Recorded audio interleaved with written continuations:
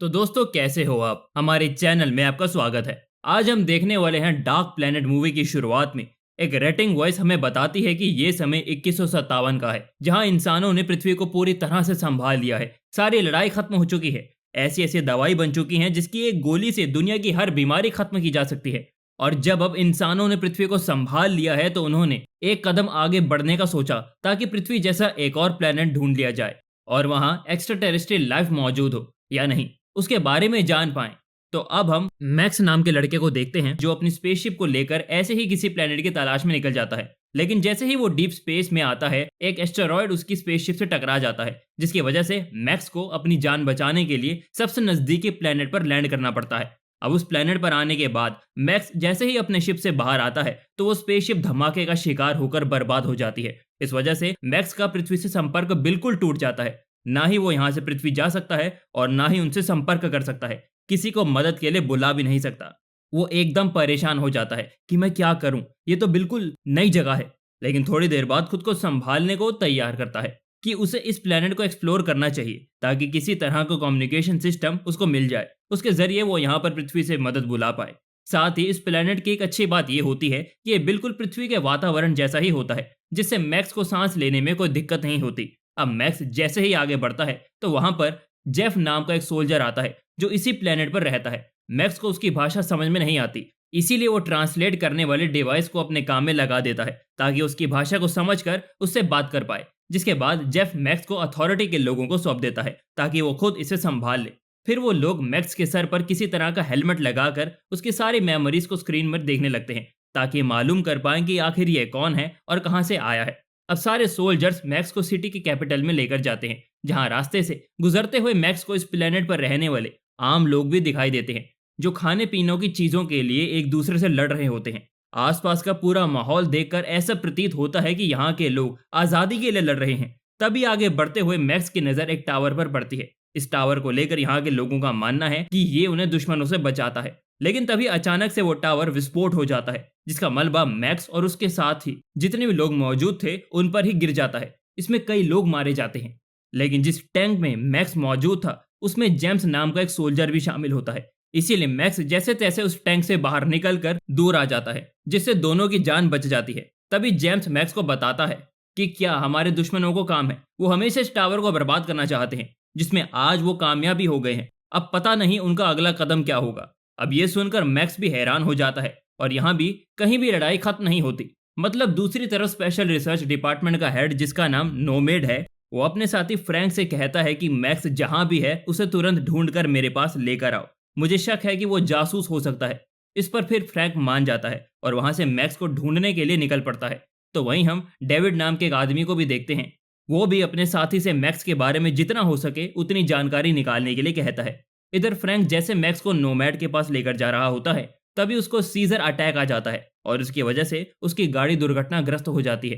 फिर इस घटना के बाद वहां लोगों की भीड़ जमा हो जाती है और इस मौके का फायदा उठाकर मैक्स वहां से तुरंत भाग निकलता है और पूरी सिटी को एक्सप्लोर करना शुरू कर देता है। वहां से मैक्स एक क्लब में जाता है जहां उसकी मुलाकात राडा नाम के एक लड़की से होती है जो कि असल में जेम्स की बहन होती है। वो दोनों आपस में बात करने लग जाते हैं जहां मैक्स उसे अपने बारे में बताता है। लेकिन तब उसकी बहस वहीं पर बैठे दूसरे आदमी से हो जाती है। वो आदमी अभी तो मैक्स को कुछ नहीं करता, लेकिन जब मैक्स राडा के साथ क्लब से बाहर आता है तो वहां वो अपने गुंडों को लेकर आ जाता है जो मैक्स को मारने के इरादे से वहां पर आए थे। लेकिन मैक्स बड़ी आराम से उन सभी को मार गिराता है, जिसकी बहादुरी देखकर राडा उसे अपने घर ले जाती है। तभी वहां पर जेम्स भी आ जाता है।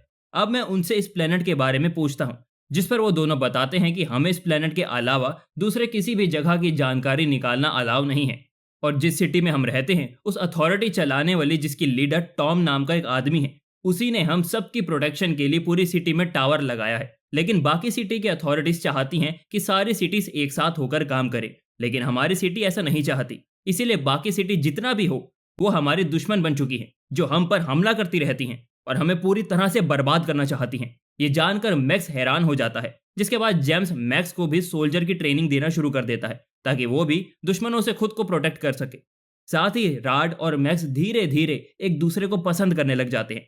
अब कैप्टन के कहने पर मैक्स और जेम्स के साथ बाकी कुछ सोल्जर्स एक मिशन पर जाते हैं। उस मिशन के अनुसार उन्हें कुछ रेबल्स को पकड़ना होता है जिन पर अथॉरिटी को शक है कि शायद उन्होंने टावर को विस्फोट करने में दुश्मनों का साथ दिया हो। मैक्स जब उन रेबल्स के पास जाता है तो उसे वो सारे बिल्कुल नॉर्मल इंसान दिखाई देते हैं, जिन्हें बस अपने परिवार के साथ शांति से रहना पसंद है। तो आखिर ये लोग रेबल कैसे हो सकते हैं, ये उसके दिमाग में आ रहा होता है। लेकिन तब भी उन्हें पकड़कर अथॉरिटी के पास सौंप दिया जाता है, जहां उन्हें बहुत बुरी तरीके से मार कर ये पूछा जाता है कि क्या तुमने उस टावर को उड़ाने में दुश्मन की मदद की थी। जिस पर वो सारे लोग इतनी तकलीफ सहने के बाद इस बात को मानने से इनकार कर देते हैं कि उन्होंने टावर को गिराया है। अब मैक्स जेम्स से कहता है कि मुझे नहीं लगता कि रेबल्स बुरे हैं, वो आम इंसान ही तो हैं जिन पर हम जबरदस्ती अत्याचार कर रहे हैं। इसीलिए अब मैं उन्हें अथॉरिटीज के लोगों से बचा कर ही रहूंगा, कुछ भी हो जाए।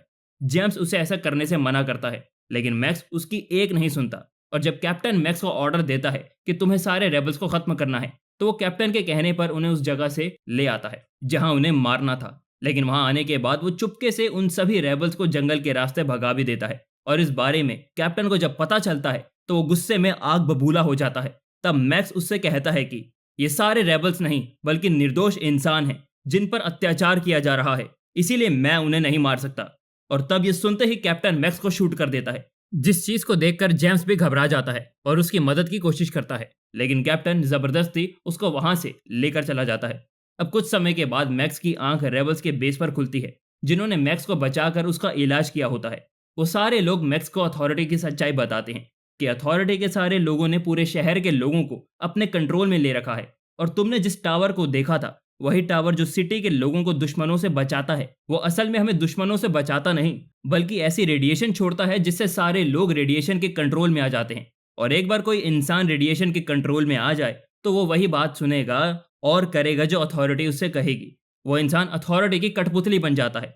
लेकिन हाँ, कुछ ऐसे भी लोग मौजूद हैं जिन पर रेडिएशन का कोई असर नहीं होता, और जब भी रेडिएशन की वेव उस इंसान के साथ गुजरती है उसे सिर्फ एक छोटा सा अटैक आता है। और इसी अटैक की वजह से अथॉरिटी को मालूम पड़ जाता है कि इन लोगों पर रेडिएशन का असर नहीं हो रहा है।